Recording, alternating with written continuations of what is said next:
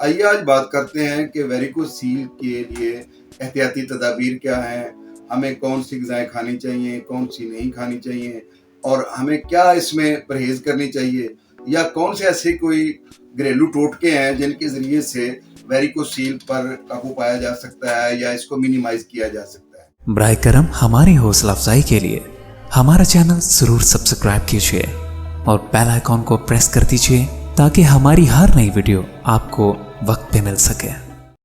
औज़ुबिल्लाहि मिनश्शैतानिर्रजीम, बिस्मिल्लाहिर्रहमानिर्रहीम। अस्सलामु अलैकुम ख़वातीन हज़रात, मैं हूँ आपका होम्योपैथिक डॉक्टर रिजवान साकिब और आपसे मुखातिब हूँ शमा होम्यो क्लिनिक लाहौर पाकिस्तान से। आइए आज बात करते हैं कि वेरिकोसील के लिए एहतियाती तदाबीर क्या हैं, हमें कौन सी ग़िज़ाएँ खानी चाहिए, कौन सी नहीं खानी चाहिए और हमें क्या इसमें परहेज़ करनी चाहिए या कौन से ऐसे कोई घरेलू टोटके हैं जिनके ज़रिए से वेरिकोसील पर काबू पाया जा सकता है या इसको मिनिमाइज़ किया जा सकता है। तो इसमें सबसे पहली बात तो ये है कि बड़ी एक मरूफ चलता आ रहा है एक इलाज के जी वेरिकोसील को लहसुन खाने से जो है वो कच्चा लहसुन जो है इस्तेमाल करने से वो ठीक हो जाता है। तो ये बात टोटली हम इसको डिनाई नहीं कर सकते हैं, इससे इनकार मुमकिन नहीं है टोटली। हाँ, इसमें कुछ चीज़ें हैं, देखा जा सकता है। पहली चीज़ तो ये है कि देखें लहसुन जो है ये सोजन को कम करता है, सोजिश को कम करता है। तो इस हवाले से चूँकि वहाँ पे सोजन, सोजिश मौजूद होती है, तो ये लहसुन जो है इसका इस्तेमाल जो है इन चीज़ों को कम करता है, तो इसको खाने से वेरिकोसील में अफाका भी हो सकता है और इसका इलाज भी हो सकता है। दूसरी चीज़ ये है कि कोलेस्ट्रॉल लेवल को कम करता है, खून की जो कसाफत है, उसका गाढ़ापन है, उसको कम करता है, उसको पतला करता है खून को, तो इसकी वजह से भी ये वेरिकोसील में अच्छा है। ब्लड प्रेशर को कम करता है, जब ब्लड प्रेशर ज़्यादा होता है तो वेन्स पर ज़्यादा जो है वो दबाव आता है, जिसकी वजह से जो है वो वेरिकोसील का बनने का भी खदशा होता है और अगर बन गया हो तो उसमें इजाफे का भी खदशा होता है। और लहसुन को अगर इस्तेमाल किया जाए तो ये बनने से भी रोकता है वेरिकोसील को, अगर बन गया है तो उसको मिनिमाइज़ भी करता है।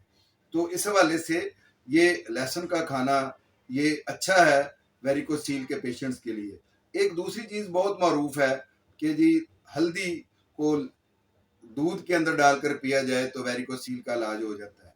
तो बहुत पुराने ज़माने से ये एक इलाज चला आ रहा है कि अंदरूनी कोई भी ज़ख्म हो, अंदरूनी कोई भी सोजिश हो, तो हमारे बड़े बूढ़े जो थे वो गर्म दूध के अंदर हल्दी को घोल के वो दे देते थे, तो वो पीने से आराम आ जाता था। इसी तरह से कोई स्टमक का अल्सर है या कोई मैदे में कोई ज़ख्म हो गए हैं, कुछ भी हो गया इस तरह का कोई प्रॉब्लम, तो हल्दी को देने से उसमें अफाका होता है, बल्कि वो उसका इलाज होता है। तो इसी तरीके से वेरिकोसील में भी अगर स्वेलिंग है, वहाँ पे अगर सोजिश है, वहाँ पे अगर पेन है और अगर कोई चोट की हिस्ट्री है जिसकी वजह से ये मसला हो रहा है, तो हल्दी को देने से वेरिकोसील में अफाका होता है। ये तो थे वो घरेलू टोटके जिनके ज़रिए से हम इसको मिनिमाइज़ कर सकते हैं। लेकिन याद रखें कि कुछ एहतियातें भी इसमें प्रिकॉशंस भी हैं जो ज़रूरी हैं। वो क्या है? वो ये है कि कोई ऐसा वज़न ना उठाया जाए जिसकी वजह से वेरिकोसील में इज़ाफ़ा हो या ज़्यादा खड़े रहकर काम करने वाले जो काम हैं वो कम किए जाएँ और रात को जब लेटें तो कोशिश करें कि अपनी टांगों को थोड़ा जो है ऊपर रखा जाए, सिरहाना छोटा इस्तेमाल किया जाए, जो पिलो है वो उसकी जो साइज़ है वो सख्त सिरहाना ना हो। इसी तरीके से जमात से कुछ परहेज़ किया जाए और ख़ास तौर पर खाना खाने के बाद इंटरकोर्स जो है उससे परहेज़ किया जाए और पेट को बढ़ने से बचाया जाए।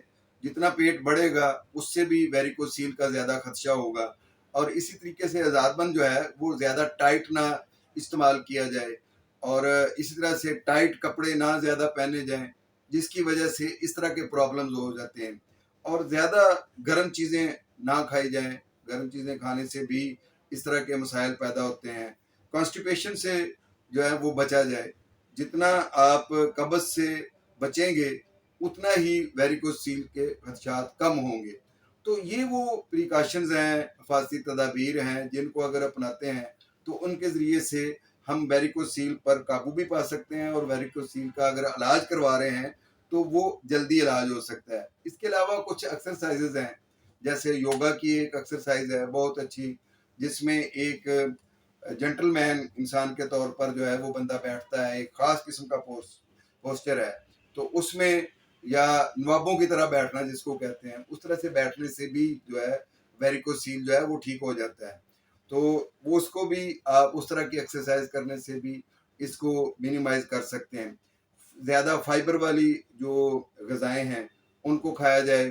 اس کے علاوہ جو ہے لیمن ہے اس کو زیادہ استعمال کیا جائے، اور سبزیاں زیادہ استعمال کی جائیں، گوشت کے علاوہ جو ہے وہ گوشت کم استعمال کیا جائے، اور دالیں زیادہ استعمال کی جائیں کھانے میں، اور رات کا کھانا جو ہے وہ ذرا لائٹ کھایا جائے، زیادہ ہیوی ڈائٹ جو ہے رات کے وقت نہ کھائیں۔ تو اس کے ذریعے سے بھی ویریکوسیل پر قابو پایا جا سکتا ہے یا اس کو مینیمائز کیا جا سکتا ہے۔ یہ وہ چیزیں ہیں، وہ پریکاشنز ہیں یا گھریلو ٹوٹکے ہیں جن پر آپ عمل کریں، اور ساتھ ہومیوپیتھک ٹریٹمنٹ کروائیں اور اس کے ذریعے سے ویریکوسیل سے نجات حاصل کریں۔ بہت شکریہ، اللہ حافظ، السلام علیکم۔ شمع ہومیو کلینک اب آن لائن چیک اپ کی سہولت بھی فراہم کر رہا ہے۔